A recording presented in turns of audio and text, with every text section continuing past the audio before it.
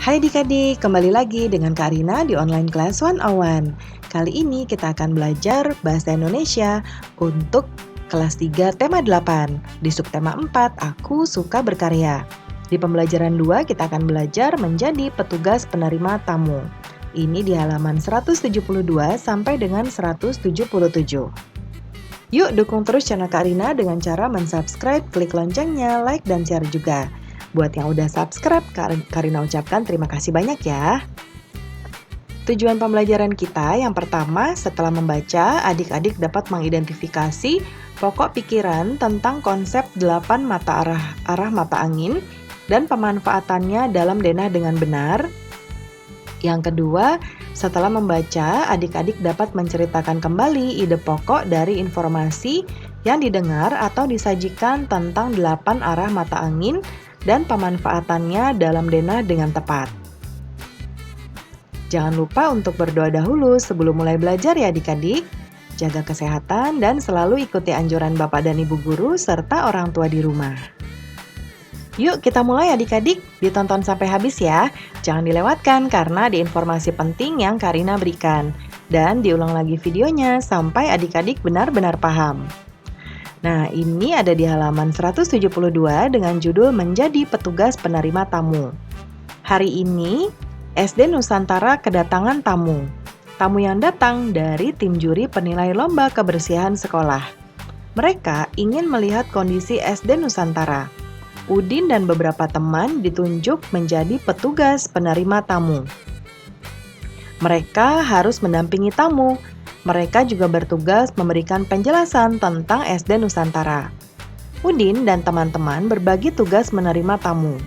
Pembagian tugas berdasarkan denah sekolah yang sudah disiapkan. Udin dan Lani bertugas menjelaskan bagian utara sekolah. Edo dan Dayu bertugas menjelaskan bagian selatan sekolah. Siti bertugas menjelaskan bagian timur sekolah. Beni menjelaskan bagian barat sekolah. Udin dan teman-teman bertugas dengan baik.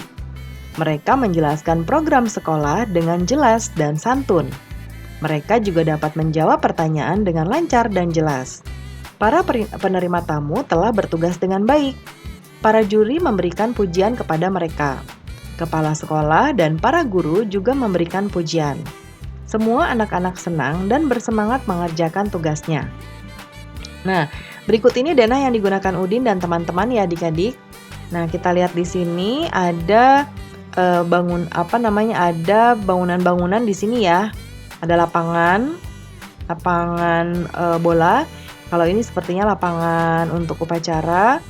Nah, lalu ini ada arah mata angin ya. Nah, sebutkan bagian sekolah yang dijelaskan oleh Udin dan Lani ya. Nah, di sini Kak Rina sudah buatkan jawabannya, tetapi seperti biasa ya, kita harus cocokkan dulu ya. Siapa tahu nanti ada jawaban yang kurang tepat dengan yang ada di bacaan ya. Yang pertama, tetapi seperti biasa kita harus mencocokkan dengan yang ada di teks bacaan ini. Nah, ini Udin dan Lani ya adik-adik bertugas menjelaskan bagian utara sekolah. Lalu yang kedua, sebutkan bagian sekolah yang dijelaskan oleh Edo dan Dayu. Bagian selatan ya, nih bagian selatan. Lalu yang ketiga, kemudian Siti. Nah, Siti karena sendirian menjelaskan bagian timur aja, ya bagian timur sekolah. Lalu yang keempat, Beni. Beni ini menjelaskan bagian barat, ya. Lalu yang pertanyaan berikutnya, siapakah yang paling banyak bertugas menjelaskan? Nah, kita lihat di sini adik-adik, kalau Udin dan Lani bagian utara. Ya, bagian utara itu di sini ada bagian yang ini, ya. Nah, di sini mungkin ada ini pintu masuk, ya. Kemudian di sini ada sepertinya tempat parkir, ya. Kemudian nanti kita lihat ya, ada berapa yang dijelaskan oleh masing-masing anak ini. Kemudian kalau Edo bagian selatan itu ini Kak Rina ganti warnanya dengan hijau ya. Nah, selatan itu berarti ada ini ya. Oke. Nah, jadi ada 1, 2, 3 ya. Nah, kemudian kita Siti ya. Ini Karina ganti, kalau Siti nanti warnanya merah.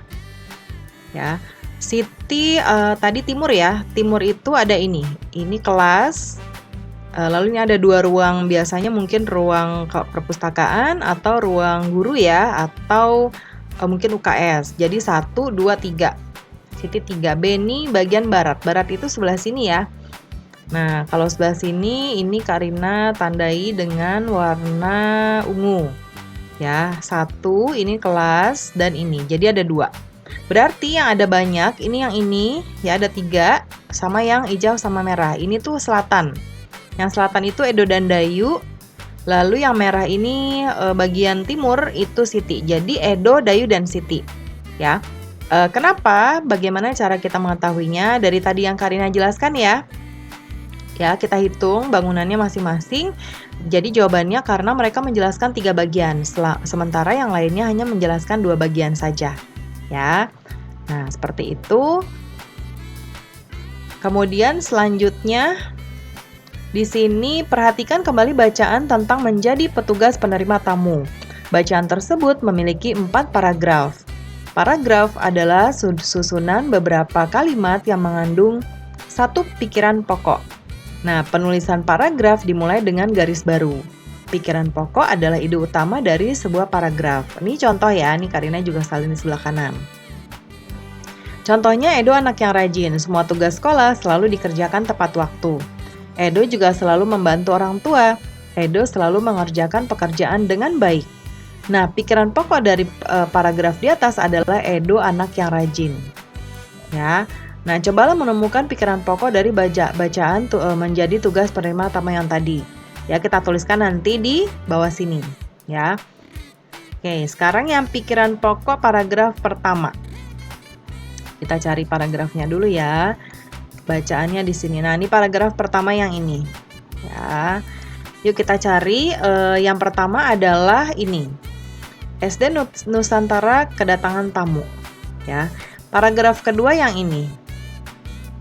Nah, yang ini adalah Udin dan teman-teman berbagi tugas menerima tamu. Ya. Atau membagi tugas saja. Kemudian yang ketiga paragrafnya yang ini. Ya, yaitu Udin dan teman-teman bertugas dengan baik. Kemudian yang keempat, ya, kalau yang keempat ini para juri memberikan pujian kepada mereka atau memberikan pujian. Nah, kemudian berikutnya cobalah menuliskan gabungan pikiran pokok dari semua paragraf secara berurut. Nah, ini tinggal digabungkan saja ya. SD Nusantara kedatangan tamu. Udin dan teman-teman berbagi tugas. Udin dan teman-teman bertugas dengan baik. Para juri memberikan pujian. Nah, itu dia jawabannya ya. Nah, adik-adik, apa yang kamu temukan dari tulisan tersebut? Yaitu kamu akan menemukan rangkaian kalimat yang saling berhubungan. Kalimat tersebut akan membentuk sebuah cerita yang lengkap. Untuk menulis sebuah cerita, mulailah dengan menuliskan pikiran pokok. Lalu kembangkan cerita dari setiap pikiran pokok yang telah ditentukan. Ya.